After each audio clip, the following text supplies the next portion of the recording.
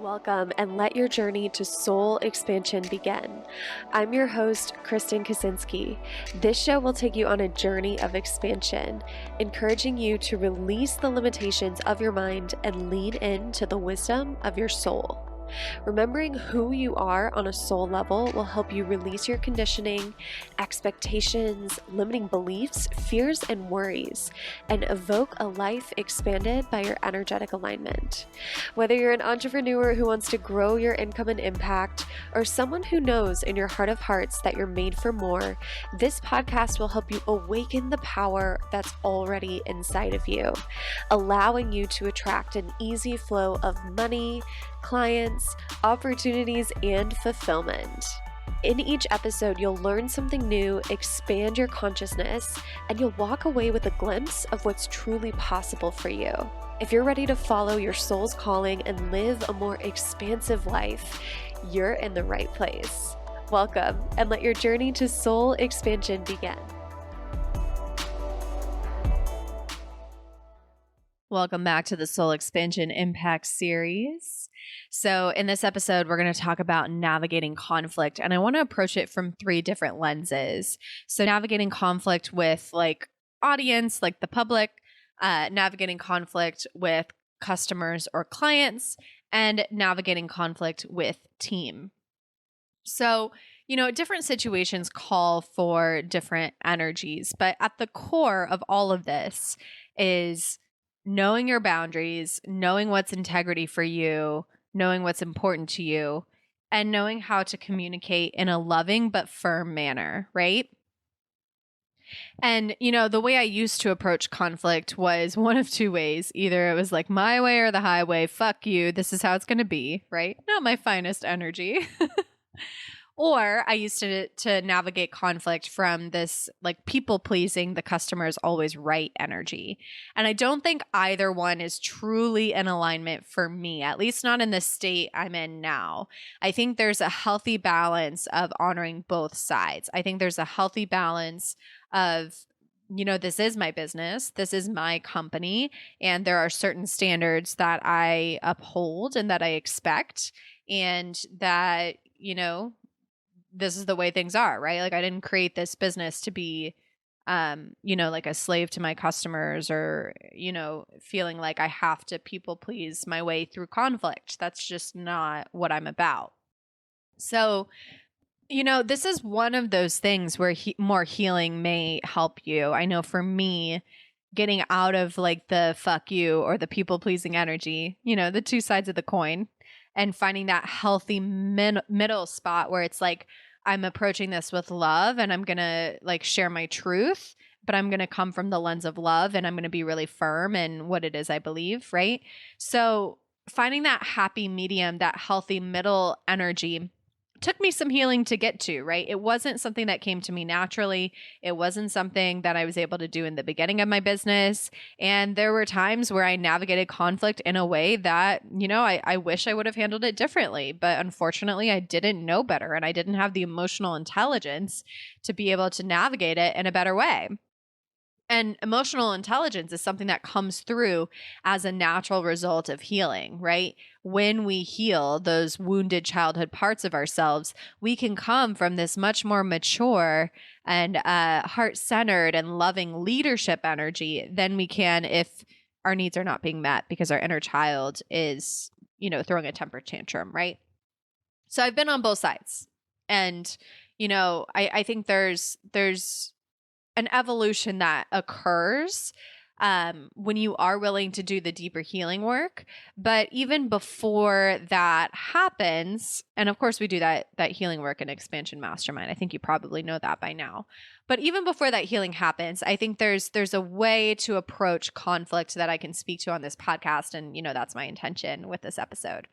So when we're talking about conflict within the public, so I think it's really important to do two things. Number one, ask yourself, is this a troll, right? Is this person just trying to throw shade? Is this person just trying to egg me on in a negative way? And if so, is it worth my energy to even address this? Right. So, and sometimes it can be really empowering, and it can be exactly what you need to do to address it, right?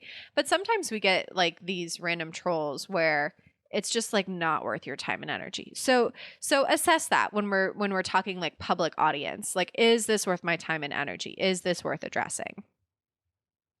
And if it is, right? Like if it's even if it's still a troll, but it's something that you feel called to address, I think it's so important to give it a hot minute, right? We want to be responsive, not reactive. And I know even with all of the healing, even with all of the embodiment work I've done, even with all of the emotional intelligence I have now, my first reaction is often not the true reaction I want to showcase to the public or to anyone, right? My first reaction is often like intense anger and bitterness or fuck you energy, right? Like I have a very like fiery personality when it comes to, you know, people having conflict with me, where I'm very much like the fighter. I think I've dismantled a lot of the people pleaser in me, so that the fiery part is the one that comes out when there is some conflict. That's like my first reaction, right? So, you know, wait a hot minute, let whatever part it is, if it's people pleaser, if it's, you know, your fighter, if it's your the part of you that wants to hide, whatever it is, like whatever part that's coming out as like a gut reaction, give it a hot minute, sit with it, calm that part of you down, be there with it, you know, validate yourself, validate this inner child part of you. So for me, like when my angry, fiery personality comes online, I'm like, okay, you have every right to be pissed. And you know, I see you, I validate you, I love you. You're allowed to be angry, you're allowed to be pissed. And how can we get to a place of safety before we move forward, right? Like, how can we get to a place of groundedness before we make a statement to the public?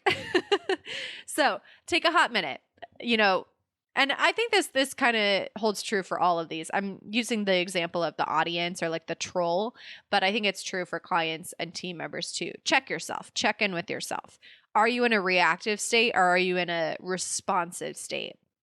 So this means you may need time, right? You are only human.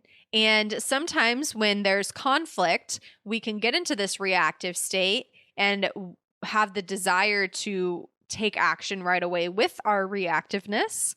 But you may need some time before you're able to actually respond from an embodied energy. So I like to give myself, you know, at least an hour. If it's something that's like more like high conflict, I'll give myself a day. Whatever it is you need to ground yourself in, to feel into your heart space instead of like your personality energy, and come back to a state of safety and groundedness, take that time for yourself. And you are worthy of that, right? Sometimes when we have such public facing businesses, or when we're trained to, you know, really treat the customer as right from whatever our background is in life and business or career, sometimes we don't think we're worthy of taking that time. But you're going to show up with much more love, with much more groundedness, with much more emotional intelligence if you give yourself that time. So that's step number 1. Step number 2 is check in with yourself, and then also check in with them, like where they're coming from, and see if there's a blind spot that you're missing, right? So an example would be, you know, if like someone says something on your post about how let's just use an example, how your post is insensitive because of what's going on in the current world events. So what I would do if that happened on my post is, you know, I'd give myself the time to have my fuck you reaction in private behind closed doors, because, you know, that's not the energy I want to portray to my audience. And then I would check in with myself and I would say, okay, is it possible that I was being insensitive here? And, you know, I would check in with their side of the story. And then I would check in with what feels true for me, right? Because I trust myself enough. I trust my connection to my higher self. I trust that I can think for myself. I trust that other people don't necessarily know more than I do, or in my case, like than my higher self does, right? Like I always check in with like my higher power and I'm like, okay, do I have a blind spot here? Am I missing something? Is there some validity to this? And in some cases, there may be some validity to it, but I still don't have to agree with it, right? Like we're allowed to have different opinions. And in today's like very polarizing online space, sometimes it can feel scary if you have a different opinion. So the like fawn response or the people pleasing response may come online for you where you're like, well, maybe it's better to just go along with what they say. But I actually think you're coming from a much more powerful leadership energy, and you're actually, guiding people to better overall emotional well-being and health if you hold your ground with your values, right? So for me, using the example of if someone were to say that my post was insensitive to the world, let's just say my post was about me and it had nothing to do with the world events, right? Like let's just say I was talking about, well, for example, this weekend, my husband went to the ER twice. He's totally fine, but we went to the ER twice. So maybe I was just talking about that. And then someone was like, I can't believe you're so upset about taking your husband to the ER when people are dying in this country or whatever, right? So like one of those comments. So, I take my time to do my fuck you reaction in private. And then, maybe how I would respond to it is say, I'm fully aware of what's going on in XYZ country. And I'm choosing to share this element from my personal life because it's what feels relevant to me. This is not meant to overshadow any world events, and at the same time, it's my human experience that this is happening for me. I'm not willing to be silenced about what's important to me just because this is happening in another country. I am very sympathetic to the situation that's happening in this country. And I don't necessarily think it's my job to talk about it 24/7. I'm allowed to talk about myself. I'm allowed to talk about what I'm going through. So that might be one way that I would respond to something like that. And yeah, it's scary as fuck to do that, to hold your ground in a situation like that, especially in today's polarizing online environment. But I think it's really powerful to be able to find that truth that feels true to you. And you'll notice that I mentioned that I was sympathetic to the situation and that, I still care, right? Like it's possible to care about two things at once. And so, with that type of response to this conflict, I'm showing up from more of this embodied leadership energy. So instead of just people pleasing or saying, fuck you, I'm giving a more educated leadership like response that maybe will get this person to see things differently and to think differently about the situation. And yes, that's scary as fuck, but that's part of the job we play as leaders, right? Like leaders go first.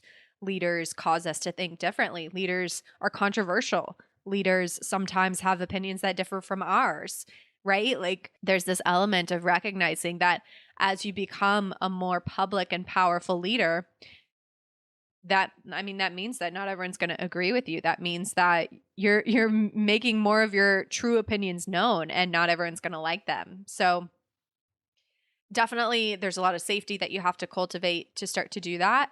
But that is how I would respond to conflict in a public arena. Now, in the realm of clients, same thing. Step one, have your reactive response in private, find safety, meet your needs, come back down to ground, find your center, find your heart, right?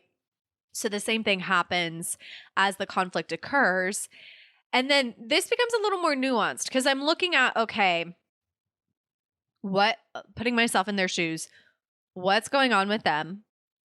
And how can I show up for them as, both a loving coach and facilitator, and also as someone who is running a business and has to uphold boundaries?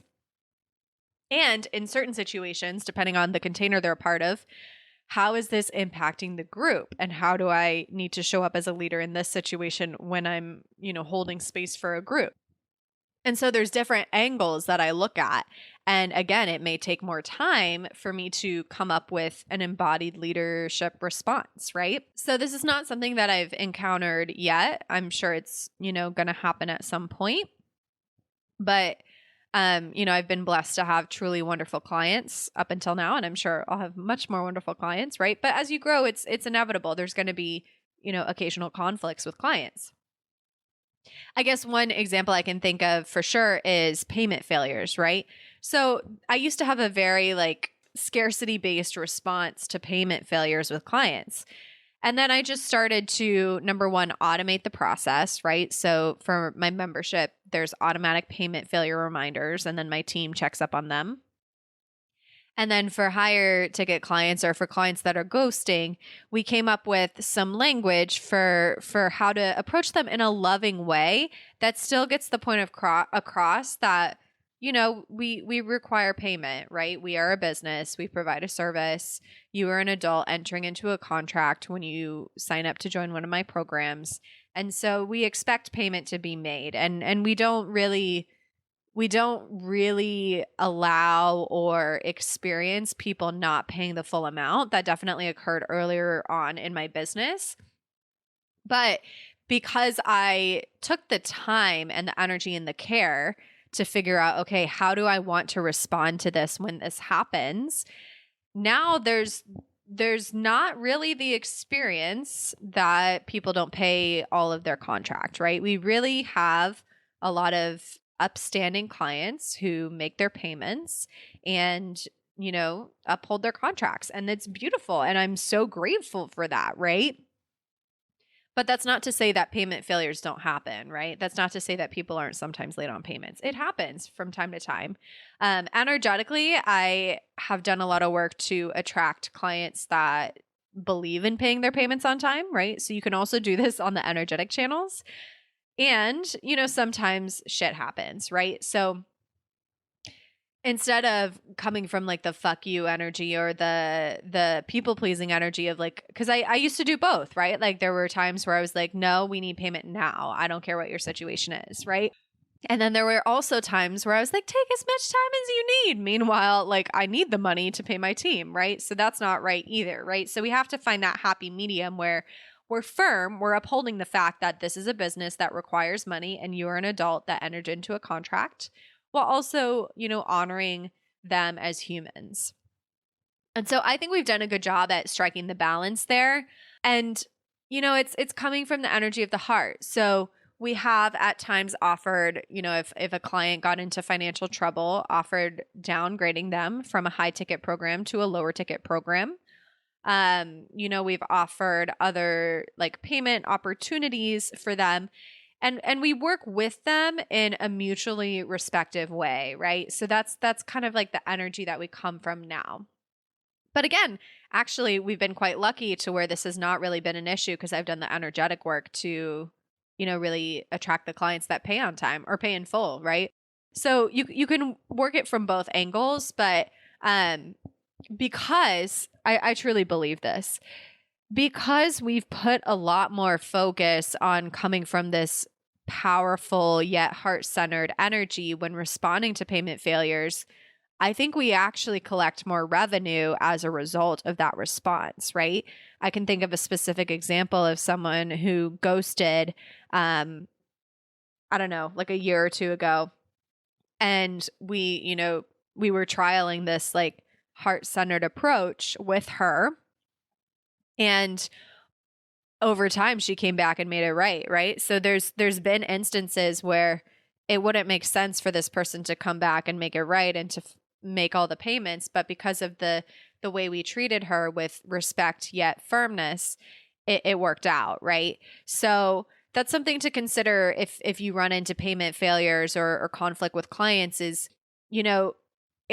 I think there's this happy medium that has to come through where you're not sacrificing yourself and your business, you're upholding your business boundaries and you're coming from the heart, right? We've had a lot of success with that approach. And if you're like, how the hell do I do that? Because you're so emotionally attached when payment failures happen. Well, that's where the healing comes in, right? And we definitely do that in Expansion Mastermind. So I can definitely support you with that if that feels completely impossible right now.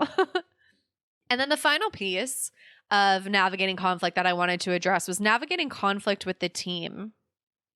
Now, I take the approach with team that I'm the one that fucked up.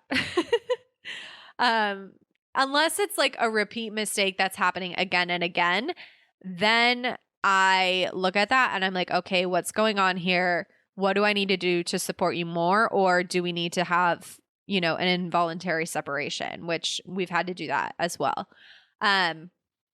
So in general, I assume if things are going wrong, either I didn't communicate well enough as a leader or it was my miss, or, maybe it was the wrong hire, right? Like maybe I didn't vet the person well enough before I hired them. And I've had both instances come through.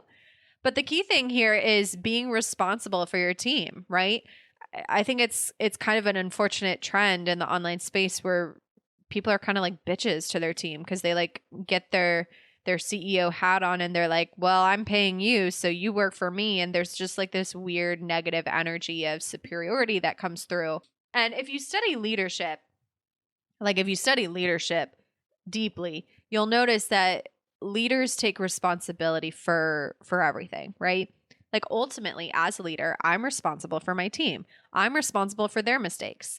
I've seen people be like, oh, my VA fucked up and that's why this didn't happen.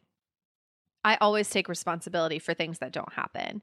And when my podcast agency came on, originally they were doing like OBM work for me as well. So business management work for me as well. And there was this thing that was happening where like I wasn't getting them things by a certain deadline, right? And they were kind of like, gently nudging me about it. And at some point I was just really upfront and I was like, listen, if I don't get something to you on time, I'm not expecting you to like bust your ass to get it done for me, right? Like I have mutual respect for you and for me. And at the end of the day, all deadlines are ultimately at my discretion, right? So if I don't get something done by a deadline, that's on me. And I don't expect you to like work 12-hour days to make your side happen. I just know that, okay, this is going to be delayed a week because I delayed it a week, right? And I had that conversation and we like developed that mutual understanding and it made both sides feel more empowered, right? So it's something to notice with team, right? Like you are ultimately responsible. If you are the one delaying something, take responsibility for that. If you are the one that's getting in the way, take responsibility for that. If you are the one that is not providing the right communication to make sure things are happening in the way that you want, take responsibility for that. And what happens with that, what's so beautiful with that is it actually empowers your team to do better, right? When we blame our team, when we come from this energy of fuck you or people pleasing, right? Because it's a fine balance, finding that happy medium. But when we come from either of these like disempowered energies, like the disempowered masculine fuck you or the disempowered feminine of people pleasing and letting people walk all over you, then what happens is no one feels empowered on the team, right? Like they either feel like they're mistreated because you're coming from fuck you energy, or they feel like, maybe there's not enough leadership, like integrity here, right? Because like if I just like let my team let things slide left and right, then that's not how I want to run my business, right? So we have to find the happy medium. And it's taking responsibility and then also like very firmly communicating what you want, but in a loving way, right? So when I was setting the boundary of like, you know what, all deadlines are actually at my discretion because, if I'm late a week, then the project's late a week and I'm not going to expect you to make up for my lost time. Like what happened with that was it got my team out of this energy of feeling like they had to bug me 24/7, which was beneficial for them. It helped them relax and know that they didn't have to like overwork themselves to get things done because I'm behind.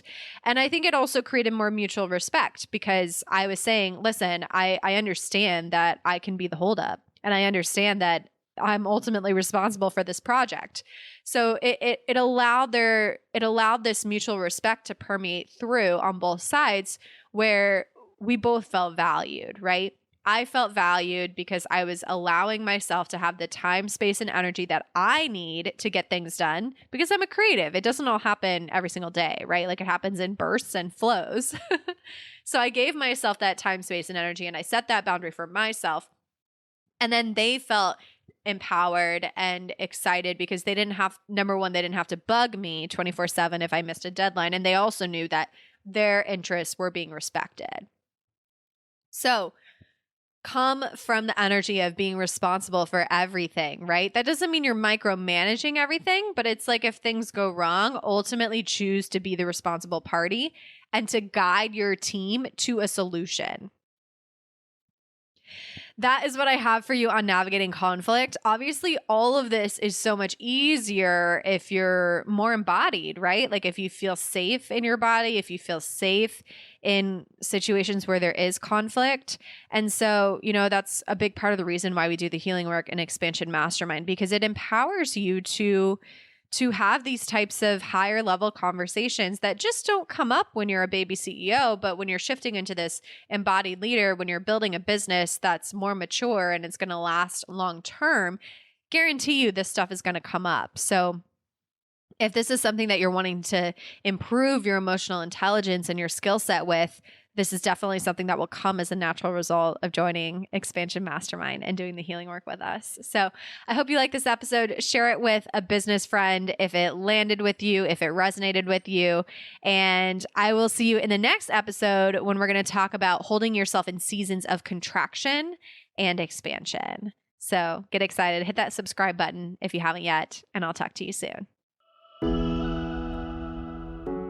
Expansion Mastermind is my favorite container ever. It is my favorite container to facilitate. I absolutely love the transformations that the women inside experience. It is one of my most transformational containers other than one-on-one coaching. And it is a container in which you get one-on-one access to me. You get monthly one-on-one calls, direct access to me in a messenger app called Voxer. In case you can't tell, I do love the deeper inner work, and I do love being able to help women shift from doing to receive, or like the hustle mentality in business, to receiving just to receive, receiving just because you exist, receiving just because you're worthy of receiving money from your energy and not from, the exhausting launch strategies or whatever other bullshit you've been putting yourself through to build your business. So to answer your questions, yes, it's 100% possible to manifest clients and money in business. Yes, it's 100% possible for this to be your main strategy when it comes to growing your income. And yes, your life will change if you're willing to do the deeper inner work that we do in Expansion Mastermind to be able to embody and stabilize this and make it more consistent for you. So this mastermind is high touch. It's capped at 10 women. At the time I'm recording this, I don't know how many spots will be available because we are doing a pre-sale for this launch. But right now there is at least one spot available, I'm sure, if you're wanting to apply to join us. We have shifted this container to have specific enrollment periods. So at the time that you're listening to this, we are open for enrollment now, but we will not be open for enrollment for very much longer. And we won't open up enrollment again until the end of 2022. So this is your chance to get in now before we close enrollment for the rest of the year until the end of the year. And it is a 6-month minimum commitment. So if you join for 6 months, you get to come to our in-person retreat in Miami, and that's going to be in late September, early October. We will finalize the dates. They're probably already finalized by the time you're listening to this. But we would love to have you. This program includes private healing calls with a small mastermind group. It includes hot seat coaching calls with a maximum of 5 people per call. It includes, intimate access to me in Voxer. It includes one-on-one calls with me. It includes all sorts of amazing support and access to all of my programs, courses, memberships, everything while you are under contract. So it is my most high-touch container other than one-on-one coaching, and it's designed for female entrepreneurs who are making at least 6 figures and are ready to grow, expand, and quantum leap, all the things. So obviously I'm obsessed with this container. I love it. I hope you will feel called to join us, and if you are, you can do so by going to KristenKaczynski.com/expansion. Or you can just send me a DM on Instagram and we can chat more. I'm at Kristen Kaczynski.